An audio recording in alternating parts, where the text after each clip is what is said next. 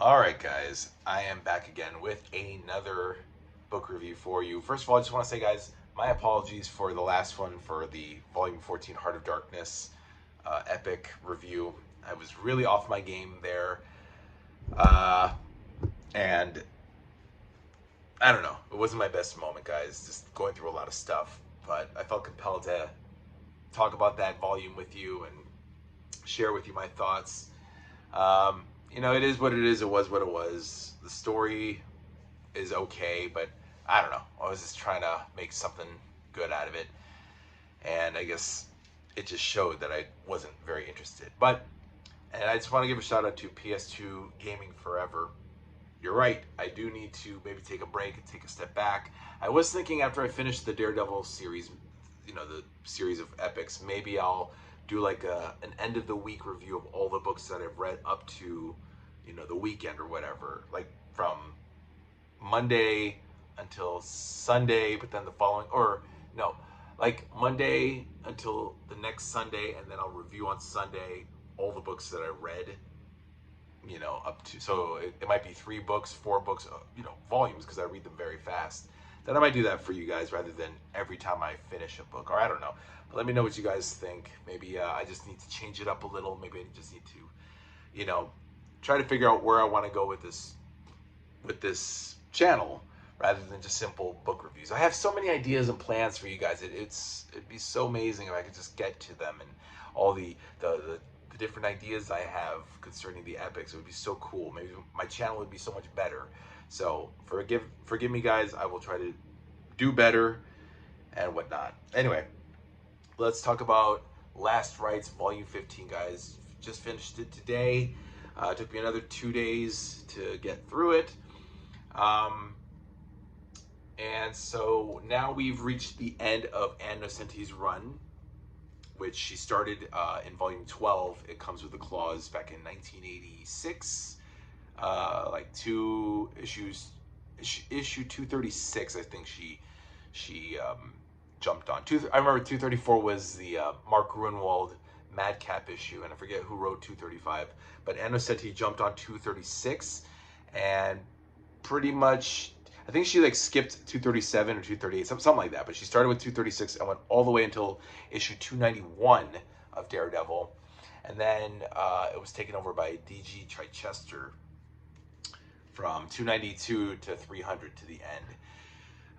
Boy, yeah, D.G. Chichester. Geez, this guy. I'm gonna say this, and this is of course part of the review. Last Rites. D.G. Chichester is he writes very good noir, and I think Daredevil is probably a very noirish book for a superhero title. He's very noirish, same with Batman, Punisher, all that stuff. So D.G. Chichester's strength is in creating a mood and an atmosphere. However,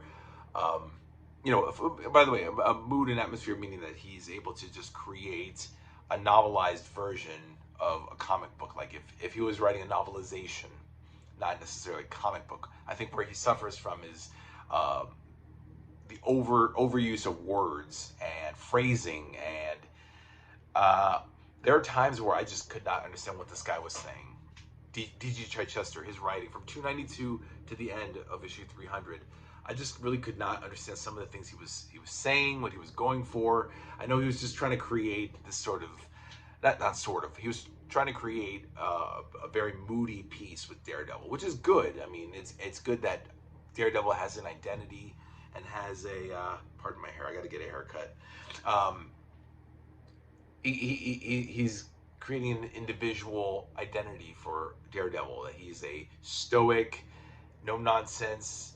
No longer does he make jokes anymore. He doesn't crack jokes like he did during Ann Nocenti's run.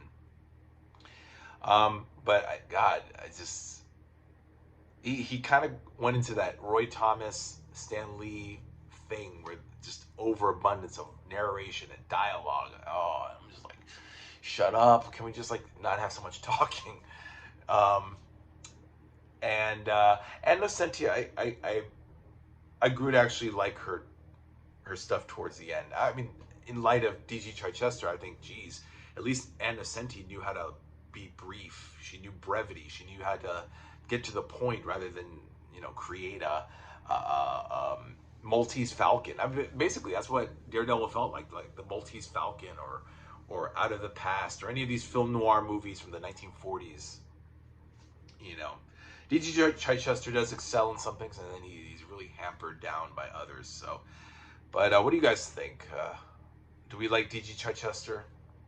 I don't know. It's a little too early to. I've only read the first 9 issues that he wrote. So, and I know he's in it for the next few volumes. So, we'll see where it goes. But the stories involved. What was it? Yeah. We deal with a lot of Matt going through a social identity. Not a social identity, but he's going through. So, Matt apparently, from his fight with Mephisto and Blackheart in the last volume, I might have missed it. I don't even know if, because I don't recall. So Matt is amnesiac in the beginning of volume 15. Matt suddenly just like loses his mind. He doesn't remember that he's Daredevil or who Matt Murdock is. So he takes on he takes on this persona of Jack Murdock. Doesn't understand why he's blind, doesn't understand who he is, where he comes from, but he knows that Jack, who's Jack? I'm Jack. Jack, of course, is the name of his father, but somehow he takes on this role. He's no longer Matt Murdock. He's not even Mike Murdock. This would have been a perfect opportunity to bring back the Mike Murdock character. Go with me on this. You know, just, it would have been funny if he had just been Mike Murdock and really believed he was Mike Murdock this time rather than his dad, Jack. And then go on to become a boxer just like his dad, and run afoul with the Kingpin, who wants him to throw a fight. You know, there's a lot happening here where in the background somebody is pretending to be Daredevil, turns out to be Bullseye.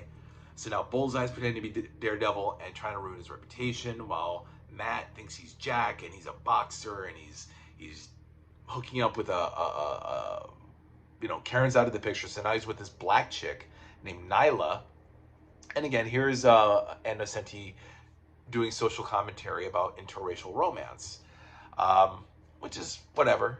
You know, Nyla is a thief, and you know, she lets Matt crash at her rundown apartment, and she's a black woman, he's a white man, and it's like, he doesn't see what she looks like. If she even says like, oh, would you love me?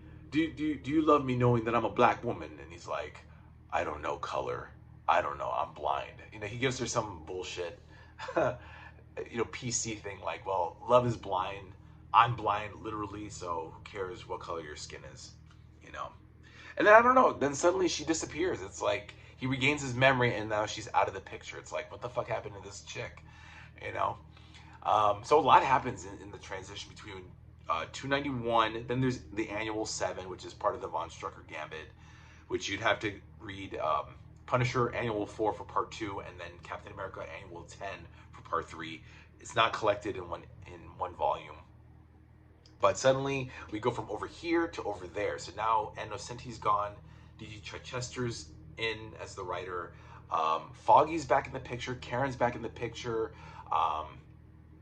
Foggy's trying to get Matt's law practice back and running, but he can't because it's in litigation, because Kingpin fucked it all up. So now in this next half of the storyline, from 292 to 300, it's just basically Daredevil fighting Punisher, Taskmaster, Tombstone. Tombstone and Taskmaster have like this bet to see how many people they can murder. It's pretty sick. Punisher tries to kill them all. Nick Fury at one point joins in with S.H.I.E.L.D. towards the end, in the last RITES storyline. That's 297 to 300. I forget what happened in like 294, 5, and 6, but you know, Matt's back in Daredevil. He's back to being Matt Murdock. He remembers. He gives up being a boxer. He gives up this black chick Nyla, and just goes back to his old life. So now he makes the plan to take down the Kingpin, which leads us to Last Rites, the storyline Last Rites, which this volume is the title is based off of.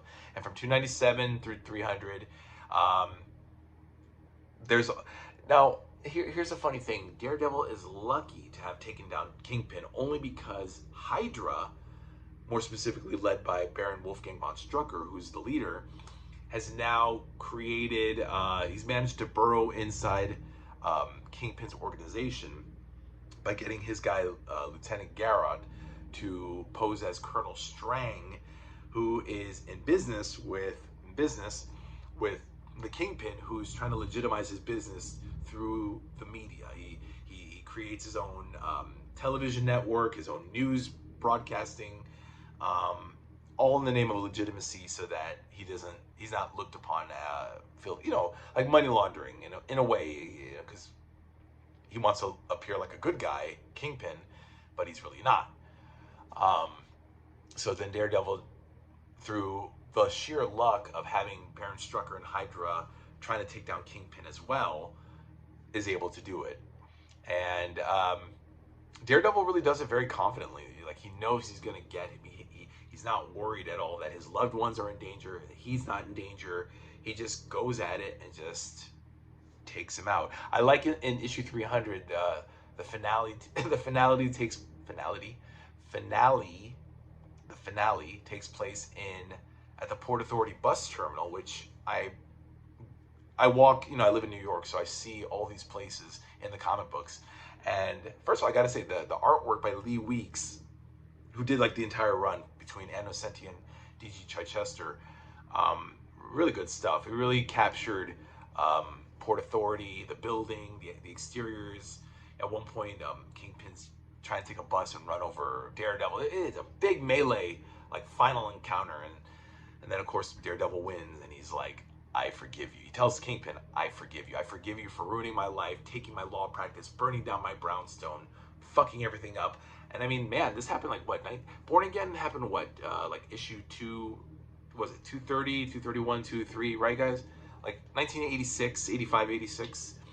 And now we're already up to like 92. Issue 300 was January of 92. So that's like close to 60 years that Matt has not, in our time, not in Marvel time, obviously. In Marvel time, it's probably a year, 2 years. He didn't practice law, while to us it was 5, 6 years. But yeah, I mean, imagine reading Daredevil and just like, there's no Matt Murdock, the lawyer, just Daredevil,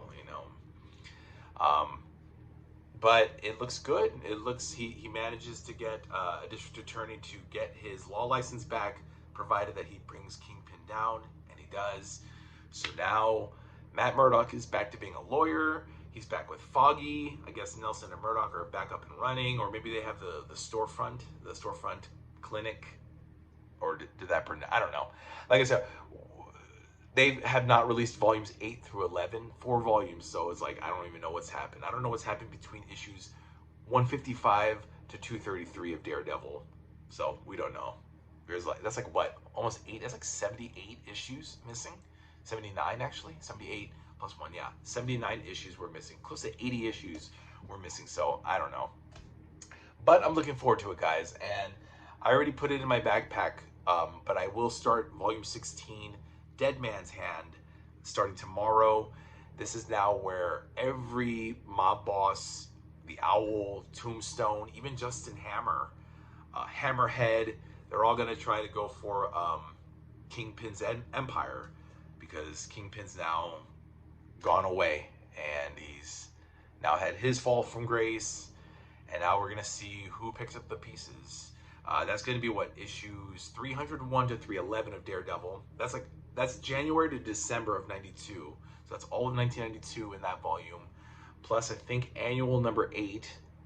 And I think a Marvel Holiday Special number 2 or something. I don't know. We'll see. But that's that, guys. Ooh, I think this was a better review. Let me know in the comments what you guys think down below. I feel a little relaxed. Oh boy, tiresome, guys. So yeah, like I said, I might continue doing, the Daredevil books as they come along, and then once I get to the next series of books, I'm probably just gonna start reading them all, and then come Saturday or Sunday, I'll just do, hey guys, this is this volume, this volume, this volume, and I'll just go through them all. in one video or something. All right, guys, let me know what you guys think. Like, comment, subscribe, or don't. I don't care. But this was fun, guys. This was Volume 15, Last Rites. I give it a thumbs up, guys. Say goodbye to Anocenti. Say hello to DG Chichester and Lee Weeks on penciling, right? Hold on. Lee Weeks. We had Nocenti. Oh, yeah, Gregory Wright did the annual 7. Chichester, Weeks, Kieran Dwyer, who filled in, and Ron Garney, who also filled in and also did the annual, I think. All right, guys. Thank you so much. I'll see you guys next time. Have a good night. Bye-bye.